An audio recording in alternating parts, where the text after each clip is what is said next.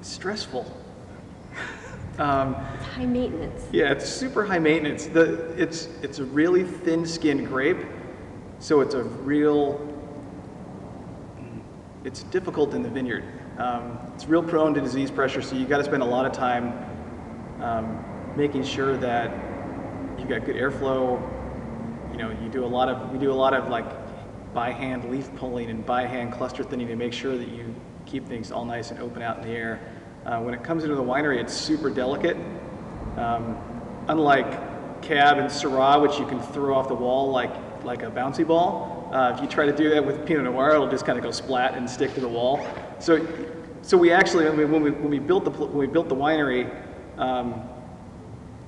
we got a sorting table that it's not a belt driven, it's a vibrating shaker table that slowly moves the fruit along, because it just kind of like slowly shuffles it down past everybody's sorting rather than throwing it on a belt and flinging it down the way.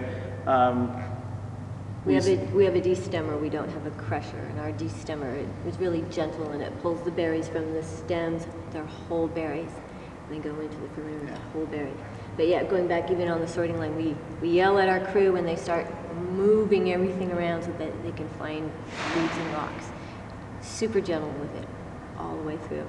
Yeah, and I mean the other thing about Pinot Noir, you have to learn not to have a heart attack fairly early on, because it does go through these phases in barrel where, this was Athena going back to her story about our earlier years when she wanted to kill me. There were a couple of vintages in our early years where we'd go taste the wines in January and we'd be like, holy shit, this is horrible. We hate this. Like, we hate all of this. We had one year where we actually thought we ruined the wine. And I'll never forget it because it was just coming into harvest, because we hold our wine for a year and a half. So we had just racked all of the Pinots off of the lees into neutral barrels. It was still beat up, and we had tasted it for the final time before going into harvest, and we just looked at each other, and it was just that gray. Yeah, and then it bounces back. And then it ended up it's still my favorite vintage.